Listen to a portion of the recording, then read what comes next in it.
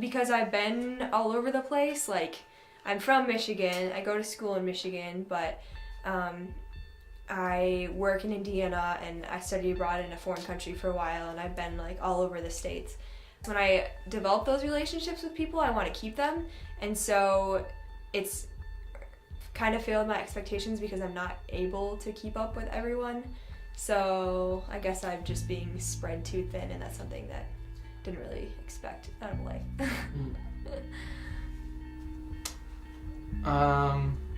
For the longest time, it was something that kept failing me was just relationship with girls.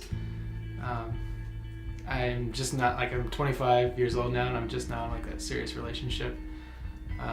But for so long, I just felt like I was never gonna meet anybody, and that was like, my expectations were like pretty high. I always thought I'd be married by now and have kids, but it's cool that through that waiting, I've learned like what to look for in a godly woman, and God just taught me a lot through what I thought were like some people. cool days. Every time people, I haven't really had major people like my parents walk out on me, but I've had a lot of the normal people walk out on me. The everyday people, the ones that are sort of just always there, but you kind of never expect them to leave, and then they're gone. I spent a lot of my high school experience alone, and just saw friends walk away. So people just say, you're not worth it, you're not enough. And sometimes I wonder if that's me or if that's them or whatever. But those questions mean nothing when it's already happened.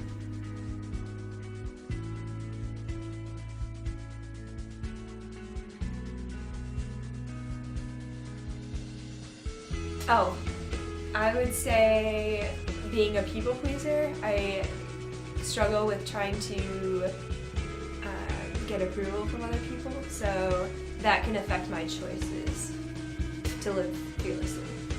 Keeping me from living fearlessly is probably just the comfort of the society that I live in. There's just so many distractions that we have in our culture, like with our cell phones, with just comfortable beds, comfy chairs in our churches and stuff. It's just everything in our culture is just like based around comfort, and I think that kind of keeps me sometimes from moving fearlessly because I do enjoy comfort. Probably people again. When you get let down, when you get left behind, it's hard to keep running forward. Especially when somebody comes alongside you, because you know that as soon as you trust them, chances are they'll vanish. It's funny because I know that, and in my head I know that's going to happen, but there are so many examples that it doesn't. But believing in the truth and that knowledge that not everyone's going to leave is very difficult. And that's my biggest wall to living fearlessly.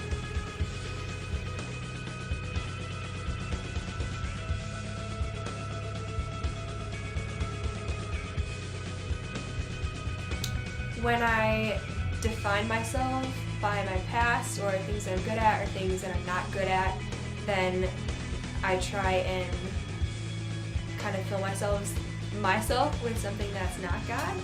So when I know and I understand and I feel that I am a daughter of God, and I know that my identity is rooted in that, then my choices change, how I view myself change, and my confidence is founded in Him. Yeah, I think just probably when I let God define who I am, and that was something I struggled with for a long time, was just my past, and I'm not good enough. Specifically, like in my calling, like I feel like I'm called to be a pastor someday, and for the longest time I was just like, I'm just worthless. I'm not. I hate speaking in front of people. But when I believe that what God did for me on the cross, and like when I take what He's done for me seriously, it's like, why would you not follow after that call? The intensity of your life. I had a soccer coach who would describe life while playing soccer as life on steroids and set on fire, and that everything's just crazy and nothing makes sense and there's no time to get anything done that you need to get done. But somehow you find a way, and you find a way to figure it out. I think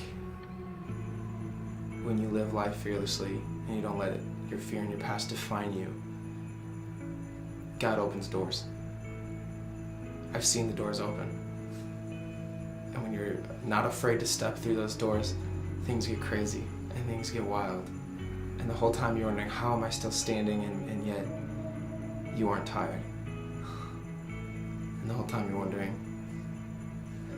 why am I so alone? And yet you're never alone. It's a very powerful time, a very powerful lifestyle that I'm still trying to figure out.